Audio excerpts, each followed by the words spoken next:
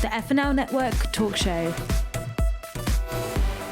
Hello and welcome to another episode of the FNL Network talk show. I am your host, Diana Gebbia, joined by two of the best friends that anyone could have. We have Marianne Estridge and we have Sean Bennet. Hi, guys. Hey, love your red hair, Diana. Thank you. We got it freshened up a little bit a couple weeks ago. It's been a minute since I've spoken to you both. How have you been doing? Doing good. Busy. Yeah. Summer is busy. Oh, yeah. Really? I haven't been What there. about you, Sean? No, I'm like a welfare mom. I don't have much going on. I'm just like here with my government cheese and my imaginary babies. So anyhow, I don't have much going on. So I need to join Marianne. It ain't busy. God, I love that. We got to put you and your imaginary babies to work. Oh my goodness. Imaginary child labor. Oh God. Exactly. Or maybe it's my Well, yeah, who knows? I don't know. Anyhow. Either way, I love that journey for you. Thank you. Lots going on in current events though, so let's get right into it. Sean, I know you're East Coast. You too, Marianne. You guys are out east. And in Canada, they've been having these wildfires and the smoke has just been spreading into New York, New Jersey, Pennsylvania. I've heard as far south as Virginia, North Carolina. And it's crazy because I live in California and I'm used to this, sadly, because we have the wildfires here every year. So like going outside and seeing that almost like sepia filter of smoke, like we're used to it. But I'm hearing texts from all my family like, oh my God, what is this? Like seeing all the posts on Facebook and it's just so wild. So I wanted to know, have you guys been seeing this smoke? Do you know anyone who's been affected by the poor air quality? What measures are you taking?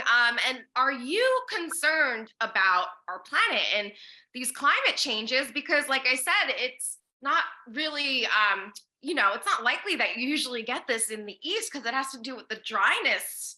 And the East is just humid most of the time. So what does this mean about climate change? Are you concerned? And Marianne, I'll start with you. Sure. So in North Carolina, we are getting a little bit. So it's not awful, but I can definitely tell when I go outside in the mornings to do my chores, because my husband and I live on a farm, I see a haze. I see a haze and it's like, it's a little bit different.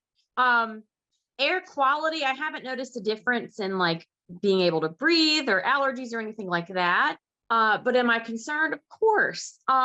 This is never a good thing to have a wildfire. And the fact that it's reached this far, it is concerning. And my aunt, she's in Pennsylvania. She's told me last night, they've got it pretty bad. Yeah. So yeah, I think it could definitely impact us and long term if things like this continue. But really, like you said, with this being a more humid area, it's not something that we're used to. Yeah. So it's a lot different. As far as day to day, it really hasn't affected us. I still go outside the same amount. I still work a lot outside, do a lot of stuff on the farm. My husband and I have to, because we have to keep it up. We have animals to feed. We've got fences to build. We've got different things we're working on outside. So regardless, we're going to be out there. I haven't personally noticed a difference. He hasn't.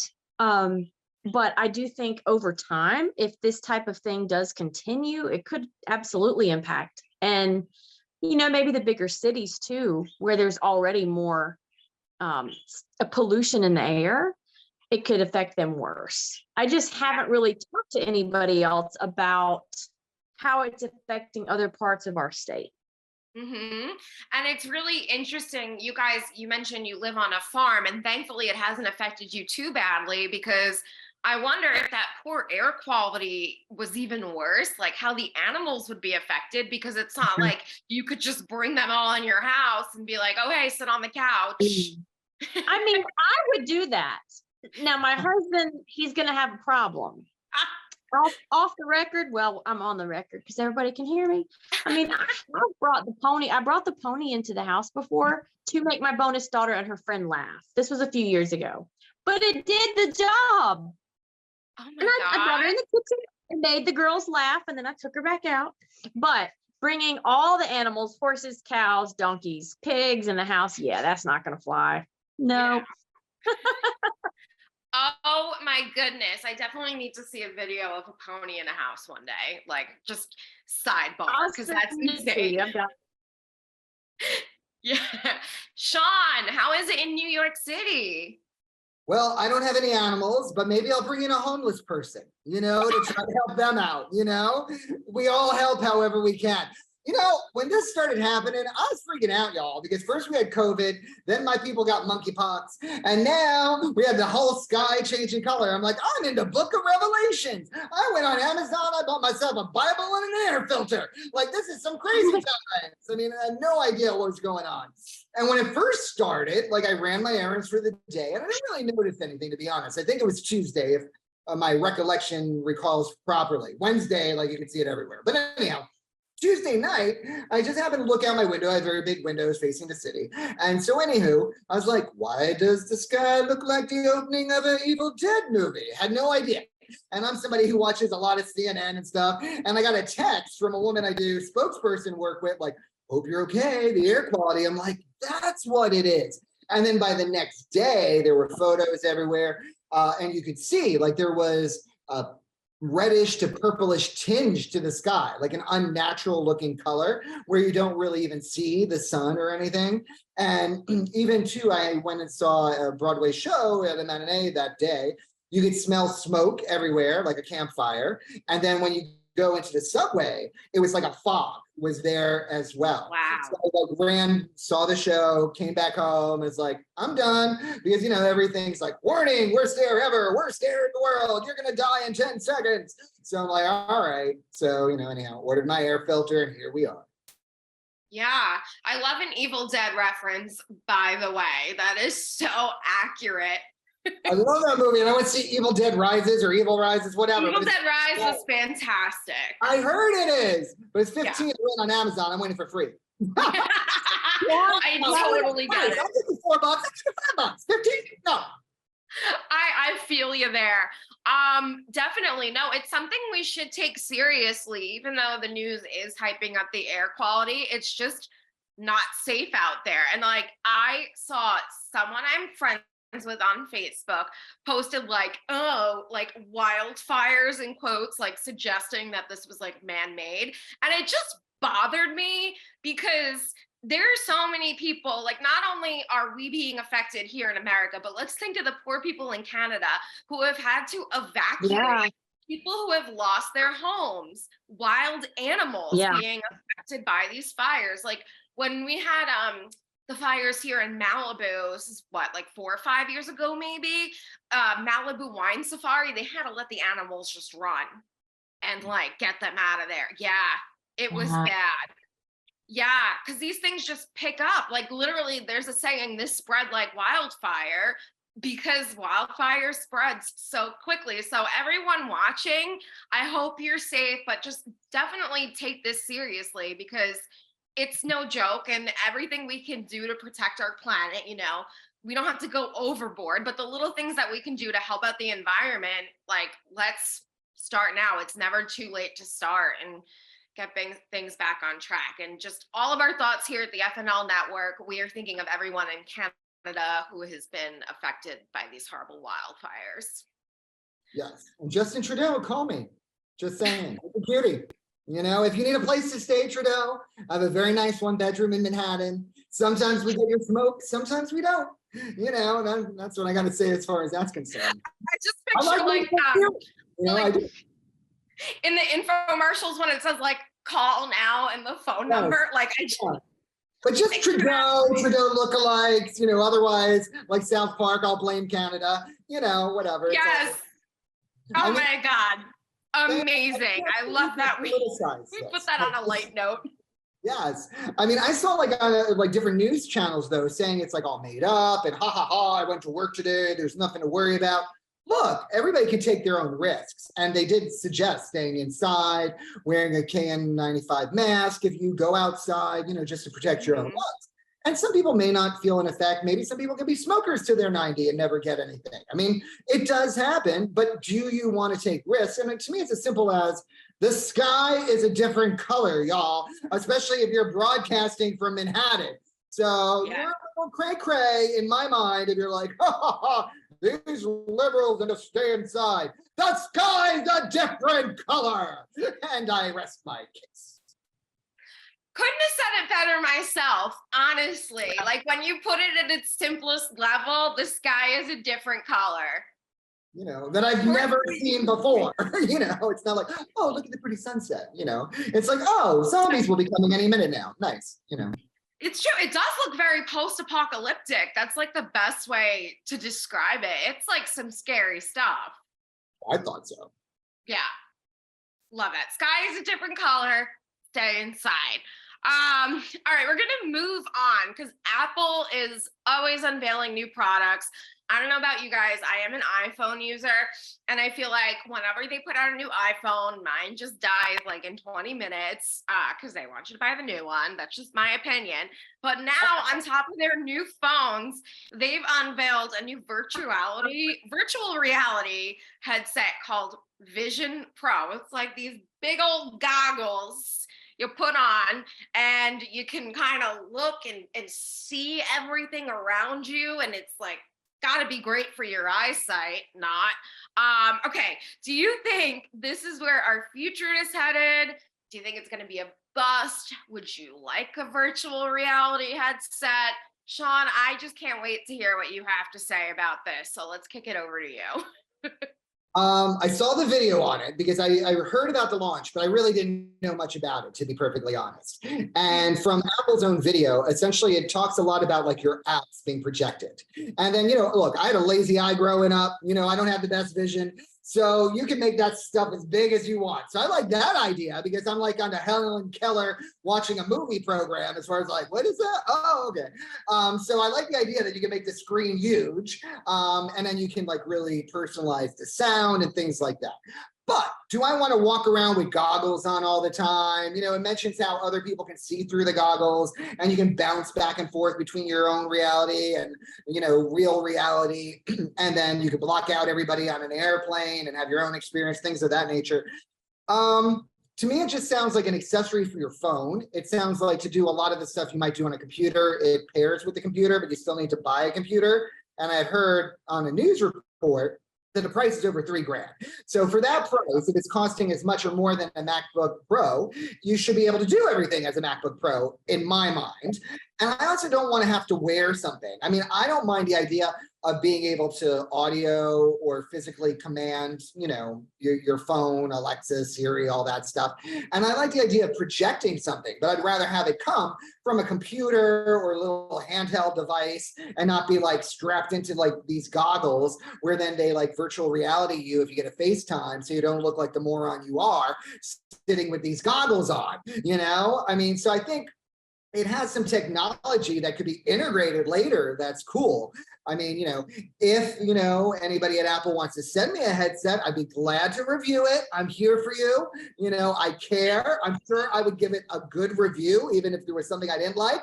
I would like it. I'm just saying. But other than that, you know, I'm good.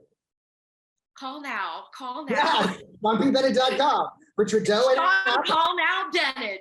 I'm sitting on my phone now, waiting, you know. I love that. No, I also thought that like it'd be so weird to be sitting around with like some big old goggles on your face, and then it's like you're supposed to be interacting together with some of them, and then it's like you're all in the same room with the goggles on, like not really present with one another, and that just freaks me out. I don't know if you guys ever went to Disney World and they have like the Carousel of Progress, and the last room, like the grandmother had the virtual reality glasses on, but she was playing a video game, and I'm like, oh my God, if they only knew how much worse or more intense it was gonna get. It's like so wild. Marianne, what do you think? It's a mixed bag for me. So I think it's neat. I will say that. The price is wow. $3,500, I believe, for that. And I'm like, nah, I'm not an iPhone user. I had one time. I liked it until it quit. And I'm somebody that doesn't like to replace my phone unless I have to, which recently I had to. And my husband did too, but it's neat. Like I watched the video, I saw what it was like. There's this mindfulness app that you can use, and I saw that it looks like these flower petals just floating by your face, and it's 3D. It's so neat. It's very neat, but I do agree that it takes out the being present, because you got these goggles on, you're just walking around with goggles. And I also wondered, what about other people in the room? Well, it did say you can see other people in the room. That's great, but I think having goggles on your face takes away the personal touch of being with your family and friends. Like, we're going to go from everybody looking at their phone to everybody walking around looking like they have a gas mask on, like with goggles on their face. Like, that's creepy to me. So I think it could be beneficial in some ways. I think it could be fun in some ways. I think it, and I saw something else about using your eye to move certain things on it. Did you see that? No, wait. Yeah, like it recognizes like your blinks or your movements or whatever, or then there's like a little clicker. So there's different ways to communicate with it. Yes, and the screen, and like it can scroll. That's kind of creepy to me. The eye thing is kind of creepy. I don't know. Like I said, it's a mixed bag for me. Would I buy one? Not for that price, no. No. And like as far as watching TV, you can watch stuff on there, but I like watching with my husband. Like I like us sitting in a living room together, being present with each other, watching together. If we have comments, questions, we can talk to each other. We can look at each other. I don't want to look at him with goggles on my face and be like, hey, honey, what do you think of that? It's very impersonal. So I don't know. AI is neat to a point. But at the same time, some of it, quite frankly, scares me. Yeah. No, couldn't have said it better myself. I don't know if you guys saw the movie Don't Worry, Darling. But spoiler alert, a lot of it is like the whole premise is they're in a virtual world. And that kind of feels like this is where that headset is going. Like, yes, granted, it's apps right now, it's entertainment, but oh my God, like you hear about the metaverse all the time. And when are we going to get to that point where like this world doesn't matter? It's kind of creepy to me. As you said, like also everyone just in the goggles, there's something about that that's so off-putting. Where I think it would be in a great situation is kind of like what we were talking about before we actually started the show. Like, I hate doctor's appointments. I hate getting blood drawn. I think if they were to put some goggles over me and I could see some pretty rose petals flying by my face and listening to some calming music, I would be able to get through that appointment like a breeze. So maybe for more unpleasant experiences, masking that out, I think that could be a great use. For that $3,500 price point, I'm not running to Apple to buy one. Maybe the doctor's offices can have some on hand since we pay a ton of money in co-pays anyway. It's got to go somewhere. Yeah, but I just think, even if you think it's a bust, like I saw a lot of people thinking, oh, it's a bust, it's a fad, it's not going to go anywhere. Then I saw memes of like old articles like, these video games aren't going to go anywhere. Like, you got to have board games and be present with everyone. And now we're like, It's like the next level. It's isolated, I mean, even too, it's like, at night, look up at an imaginary sky, like everything is like, life isn't pleasant, let's face it. And so if you try to make everything, pleasant and unreal, how do you grow in life, and how do you handle the real world if you're just isolated in this fake reality where you don't know how to interact with others, and everything, you experience is of your own choosing, because life just doesn't work that way. I mean, it'd be cute if it did, but it doesn't. So to me, I just really think it's kind of like, a technology that makes people less connected and more isolated, or potentially could. I don't understand too how people are like always glued to their phone. Like in Manhattan, people are walking, they could get hit by like a taxi or a city bike, their heads glued to the phone. Supposedly those incidents did go up, no shocker. You know, they're in the elevator, they're glued to their phone. Look, y'all, I have some crazy dating apps where I can look at nudity nonstop and people getting it on. I get bored with that. I'm like, what the hell are these people looking at? I don't know. I mean, I should, the next time, I should be like, what the hell are you watching? Because I don't know. I get tired of like sex apps. So I don't know what these people are looking at. No idea. Let me know. Contact me. Apple, knows, other people glued to your phones. I don't get it. You know what? I am one of those people, definitely not looking at any sex apps, but I think I'm just boring. I'm kidding. Very boring. I'm very boring. Oh man. Yeah, no, I think I'm just addicted to like the social media of it all, which part of it is my job. But I remember I was telling my coworkers one day, I like to go out for walks during my lunch break, and I came back and I was like, well, my phone died on my walk and I was forced to listen to nature. Yeah. Gross. It's crazy. Yeah, I know. I was so bored. I still had like a little bit of a way to come back. And I was so bored. I started counting all the sounds I could hear. And I'm like, oh my God, there was a time where these phones weren't even a thing. Like I lived through that. I grew up without a cell phone. I grew up with like barely even having a computer. So it's crazy in like just 4 years how this has become an extension. Yeah. I remember those days because like I'm still a runner to this day, but when I was in high school, I would run. We didn't have a cell phone with all my music on it. So even back then, I took one of those big CD players and these giant headphones. And they would skip because you're moving. Yes. Oh my God, you're just so right. Because then some of them would advertise themselves as like skip proof, but they certainly were not. And then, your batteries would die in the middle of your run. And it's like, oh, crap. All I got to do is listen to nature now and watch people walk around. And, even then, we were kind of, what did people do in the 1800s? Well, they didn't have this stuff. I mean, it is becoming more and more of a digital technological age, but I don't know. It's kind of scary. It is. It certainly is.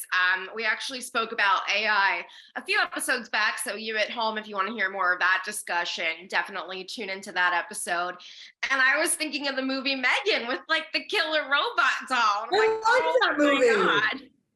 I saw it in first class, but it held up. I enjoyed it. I was surprised. I didn't like the commercial, but I actually liked the movie. Yeah. So I wasn't going to see it other than thanks, Delta. So I watched it in first class. I liked it. You're so funny because I thought the same thing. I saw the previews. I was like, oh my God, this is so dumb. And then I heard it got good reviews. So I was like, all right, I'll go on a discount Tuesday. And I ended up enjoying it. Yeah, it was way better than I thought. Yeah. Yeah. So we got to keep that AI in the movie world and maybe work on being more present in the real world. We can hope. Yeah. All right. We're gonna talk about some celeb romance, guys. Listen to this. Kelis, my milkshake brings all the boys to the yard. She's dating Bill Murray. So her milkshake brought him to her yard. She is 43. He is 72. The internet is on fire. Do you think they're a good couple? What do you think about age differences? Like, what do you think about all this, Marianne? I see you've got a lot on your mind. So that's 29 years difference. Yes. For me, that would not work. That's wow. I have no right to judge. I don't know either one of them. I don't know what their home life might be like. Kudos to them if they're happy. I'm very much a live and let live person. All I can attest to is my personal opinion on the age difference. For me, my husband is 9 years older, and that works great. Like, I'm 37, he's almost 46. We get along great. He's an absolute angel. He's almost perfect in my book. And I have never had anyone treat me as good as this man does. And do I think part of it is that he's a little older? I do. So I think for me, having someone almost a decade older has been really good for me. Because I made some bad choices in relationships. I had some tough times in the past and never been treated this good. But would, almost a 30-year age gap, that's a lot. That's a lot. And I know that they're probably going to hear it. They're going to hear all kinds of stuff. But I mean, you can't say she's dating him for money because they both got money. So, Yeah. I mean, is it money or is it love? Well, it's love or it's something. Maybe something else. I don't know. Maybe something I don't want to know. but I mean, to each their own. I'm not in their relationship, but I know for me, that would be a big stretch. But I do think some age difference can be a good thing. I mean, for me, it has been life-changing. Being with my husband has been life-changing. He is incredible. As far as them, gosh, it's going to be interesting to see more pictures, stories, stuff come out. But yeah, I didn't know much. I don't know much about it. I just think it's definitely something that you don't see every day. Now, granted, you do see celebrities with big age gaps, yes, but it's not as common as, a celebrity marrying or dating someone closer to their age range. So I don't know. As far as what I think, I hope they're happy. I would say it's interesting. Yeah, very unlikely pairing too. That's what I thought off the bat. But also, like, I can't talk. My celebrity crush is Danny Elfman. He's 39 years older than me. Like, would I date every single man 39 years older than me? Absolutely not. So maybe this was something for Kelis, like she saw something in him, or, vice versa, and it just worked. But it's so new, we just don't know yet. What do you think, Sean? I think it's like a tale of those oldest time, like, older rich guy with a young woman. And I mean, I don't really know what Kelis looks like. I guess she has a nice milkshake. She sang about it. So I'll take her word for it. I would say it brought him to the yard. So who am I to doubt it? So God bless. I mean, it makes me think of like Anna Nicole Smith. Like I saw that Netflix documentary. Mm-hmm. I mean, she was with that old billionaire from Texas who already looked dead when she was dating him. But I mean, you find out, like, he paid for her photo shoot. He shipped her booty to LA. It made her whole career, with Playboy. And it seemed like he really cared about her. He's like, as he's like, like calling her in the middle of the night. So I don't know. I mean, are the feelings real or not? I am all for it. I put it out so far to Amazon. I put it out to Trudeau. If you are on a respirator and looking to marry someone, I'm here for you. If it is your final days and your kids won't call you back, I am here for you. I would like a nicer apartment. I would like to travel more, but I'll be a great companion. Like Anna Nicole, I might hand you your meds, strip down, you pass out. Sounds like a deal. So feel free to reach out to me as well.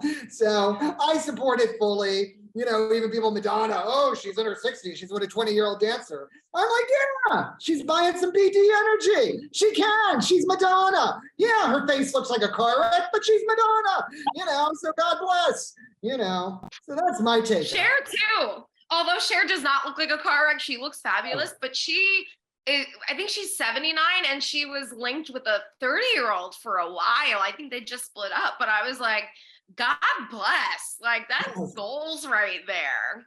Yeah. Oh, baby, turn back time. Get down there. Oh, I love it. Oh my God, that's hysterical. I think when it comes to age differences, listen, I don't have anything against it as long as both parties are over 18 and consenting. Sure. And you also have to be at like similar stages of your life. I feel like even if you're in a different age difference, like you both have to agree on things like, oh, we're both over having kids, we don't want them, or like we both want kids, fundamental things like, are we gonna make it official and get married? Because someone who might have been married 2-3 times might not want to do it again. And as long as both people are on the same page and they're happy about it, like, more power to you. So Kelis and Bill Murray, I can't wait to see more of this come out in the tabloids. It's going to be an interesting one. Very. Well, I think it's funny. They say like as women get older, the sex drive improves, whereas men usually get a limpy dimpy. And so then they need to go to Roman.com or something. So it almost seems it's more beneficial for like the woman to get a younger guy. I don't know. Mm-hmm. I mean, unless you don't care about that. Thinking like society, like it's almost so accepted. Like we think of an older guy with a younger girl, it's like we don't blink twice. But like when Madonna or Cher was with a younger guy, like it made headlines. So that's really interesting you said that. Like it's just social, like all the social constructs, but maybe like our biology, it might be better for women to go with the younger guy. I think it is. I mean, it's just like probably like less of a success ratio, so you don't see it as common because less opportunities have been afforded, historically. So then it's a matter of playing catch up, more or less. I think also there's a maturity thing. So like where Kelis is at, I mean, she could probably be with a younger guy, but maybe not a guy in his early 20s. Because guys, no offense, Sean, they take a few more years to mature out than girls. Like it's just a guy 24 and a girl 24. Those are two completely different playing fields. So I feel like maybe Bill Murray's how old is he? 72 is really 43 in brain years. And maybe they're on the same page that way. I don't know. Really interesting to me. Well, I think guys too want to, like, I mean, I know like biologically, supposedly guys are meant to like sow their seeds and, spread it around and so forth. Not necessarily a good thing for relationships. But I'm assuming, especially as a celebrity, when everybody's throwing themselves at you, whether you're a comedian like Bill Murray, who's not necessarily considered a sex symbol ever, I don't think, to my knowledge, but talented and successful, you'll still get that, opportunity. And I figured maybe like at a certain point, when a person who's a celebrity and a male, they'll slow down because they've done it all and it's no longer as much of an interest.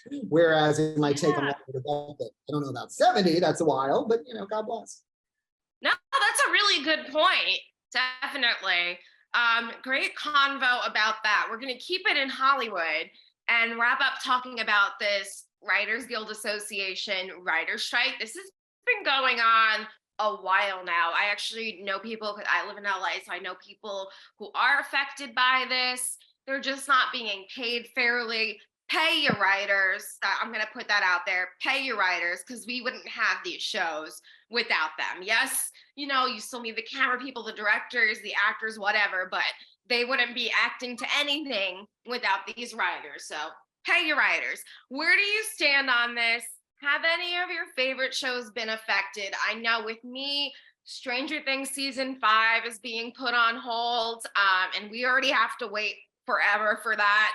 I joked with my friend, I was like, I'm gonna go in there with like a stale loaf of Italian bread and be like, pay the writers, I want Stranger Things. And then SNL, Pete Davidson was supposed to make his big comeback and host, and that got scrapped because of the strike.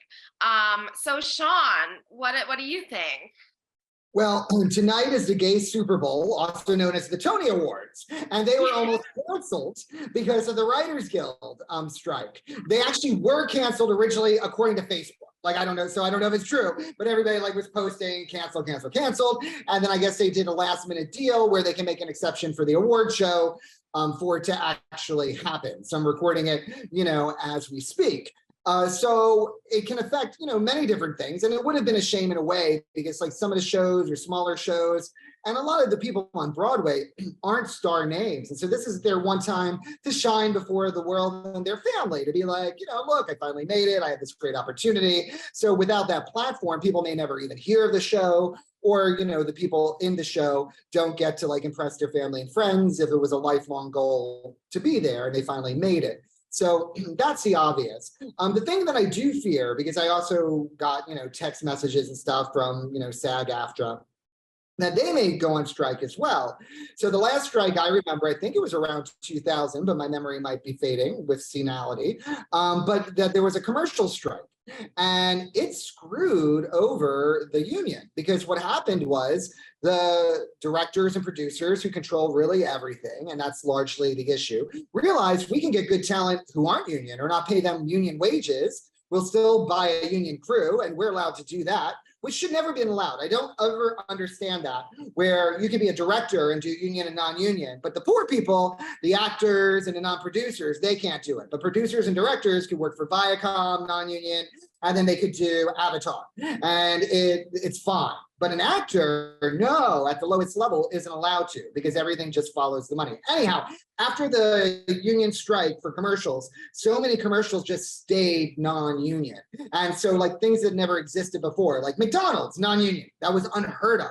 Kmart, non-union, unheard of. Now, granted, maybe big national ones are still under the union guidelines, but many other ones, of course, the internet exploded since then. And even with the unions always dropped the ball in the beginning. I remember, it was only CBS, ABC, and am I missing NBC that were officially under the AFTRA and so forth contracts. And it wasn't until digital where AFTRA was even viable, because then they competed against SAG, then they merged, etc. So anyhow, the thing is, there's always been corruption. I think AI is going to make it worse for writers. I think eventually it's going to lead to actors. I think voiceover actors, it's easier to imitate a voice and not your eyes and what you're emoting and the emotion.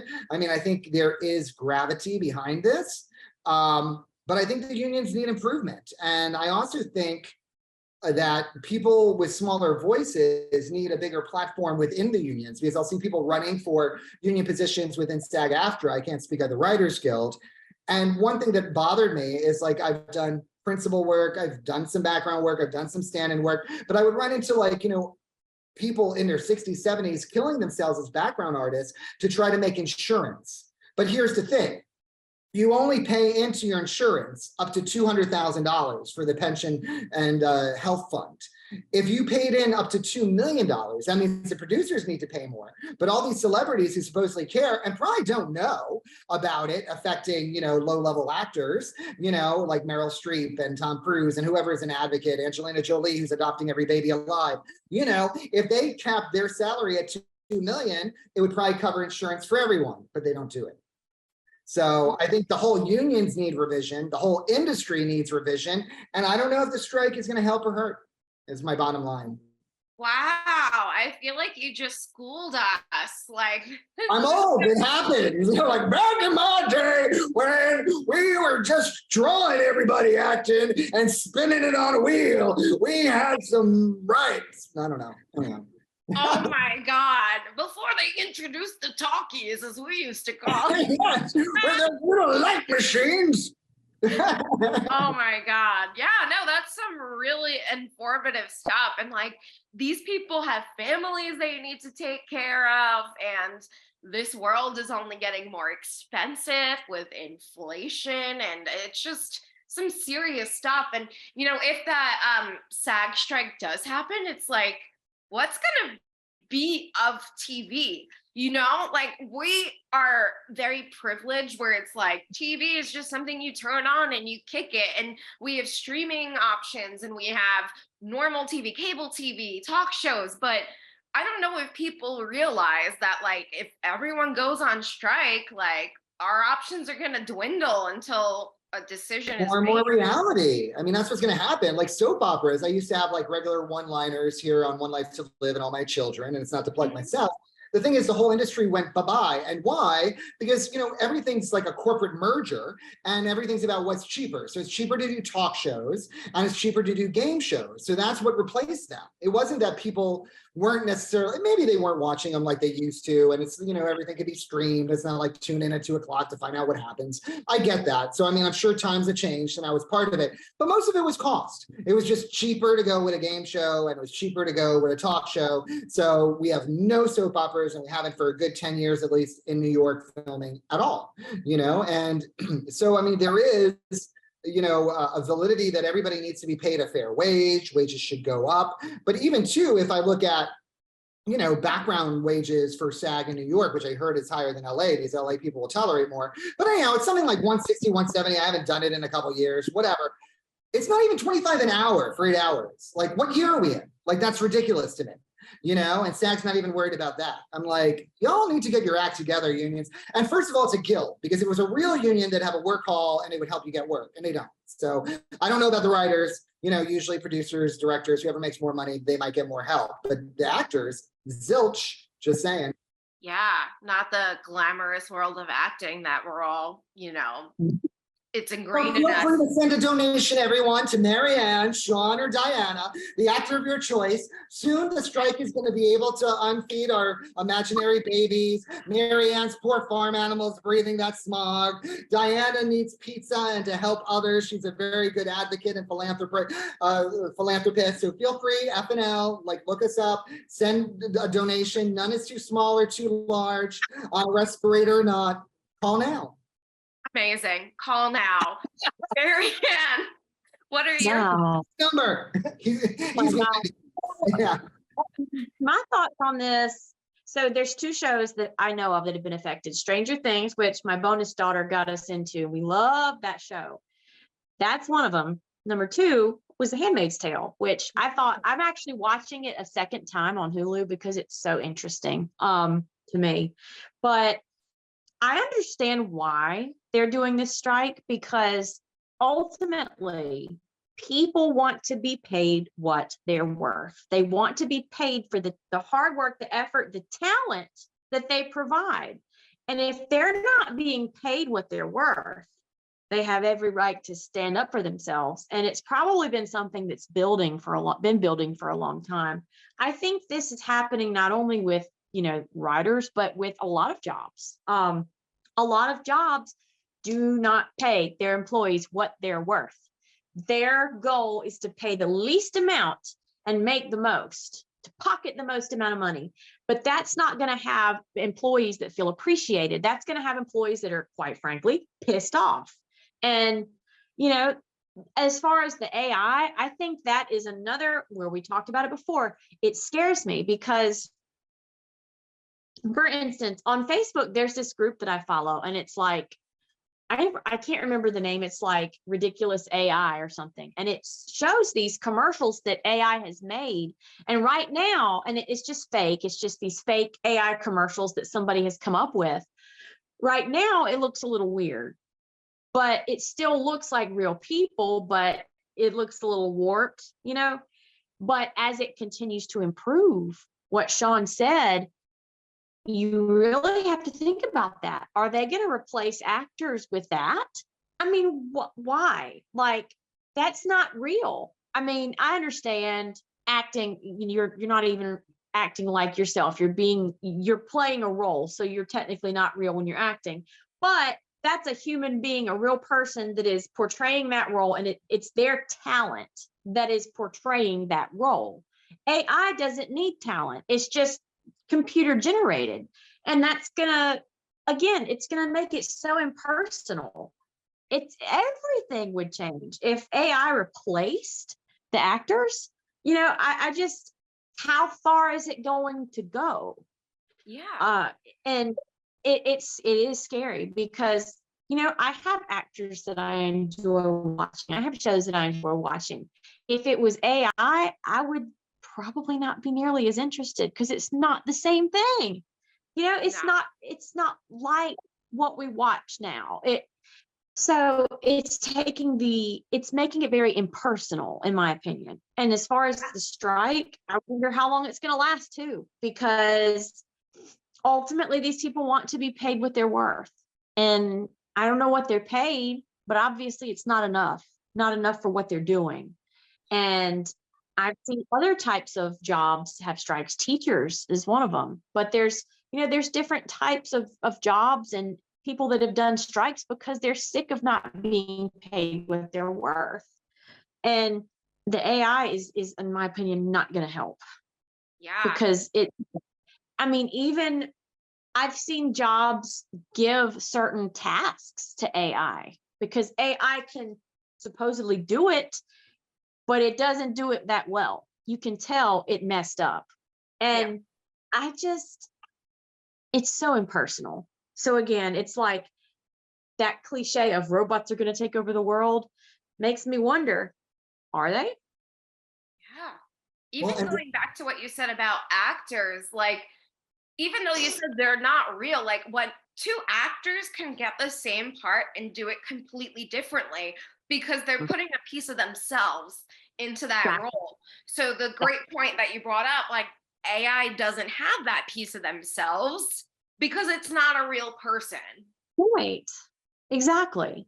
Yeah. I mean, there's certain, animation, cartoons, Disney, that's fine. We watch those because that's what if we want to watch a Disney movie, that's fine. We're watching a cartoon.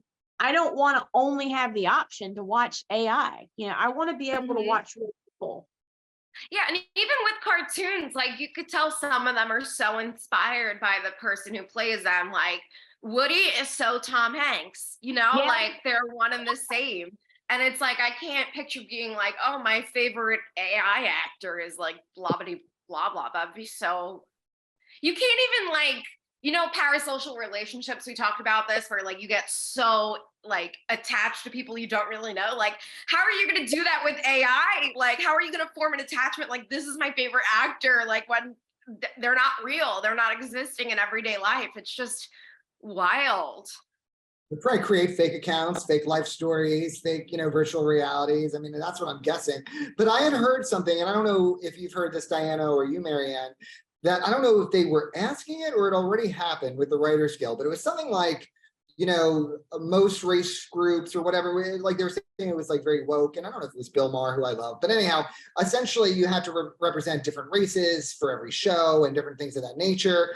And to me, I actually, funny enough, being an ultra liberal, disagree, except for if you're representing that sex or that race. For instance, like Sex and the City and Golden Girls, they might have been written by gay men because they act kind of like gay men more than women.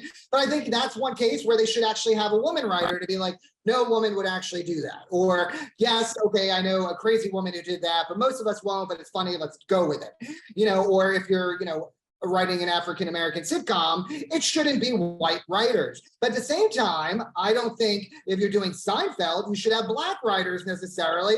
It's Jewish humor. Let's get a bagel and a schmear. That is not what they grew up with. What do they know? What is going on? I don't know. That's why they had Larry David. I mean, I think, you represent that group. I mean, I think inclusion is great, but I don't think forced inclusion is. I mean, it should be the person most qualified who submits the best, creative ideas, or like for every show that is covering a subject matter, or a certain gender, like if it's an all-female cast, if it's an all-black cast, an all-Asian, yes, they should be represented. It's stupid not to, but otherwise, it's a bit much, I think, so I don't know if that was true or not, a proposal, if it went through or not, but that's just, my take on, requiring certain writers, And in a way, it's like history is repeating itself because I watch Vice TV has a show called Dark Side of the 90s, and they had a whole episode on Black sitcoms, and it was like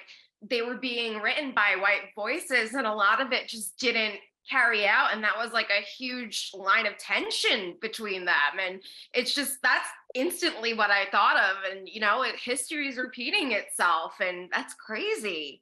Well, and what the heck were the 80s where everybody bought an African-American baby because it was Webster. Here's my little African-American baby. Different strokes. Here's my 2 African-Americans that I bought because I'm rich. Facts of life. We got one. I'm just like, what? It's just crazy. Like, the things, but we accepted it as a culture. But like, those are definitely cases, yes, where, if it was a mixed cast, have mixed writers, why not? To tell the real story or their perception of the story, or at least have more input. Because, you could be white and grew up in a trailer. You could be African-American and grew up in, Bel Air. So, I mean, so it doesn't necessarily mean you speak from their side, but one would hope you have more relevancy in your voice. Yeah, no, it should be authentic inclusion, not performative inclusion. Absolutely. I love how you worded that. Thank you. I try sometimes. Exactly. But yeah, no, bottom line, pay your writers. We here at the FNL Network Talk Show, we support the writers out there and anyone else who just wants to be paid the amount that they're worth, because that's what it all comes down to. Absolutely. Yeah, well, this has been so much fun. Oh my God, it was so much fun connecting with you two again because it was a minute. I missed you guys. Thank you so much for hanging out today, tuning into the FNL Network Talk Show. Thank you, Marianne. Thank you, Sean. We will be back next week. We'll talk to you then. Bye. Woo! Time for the Tonys. What?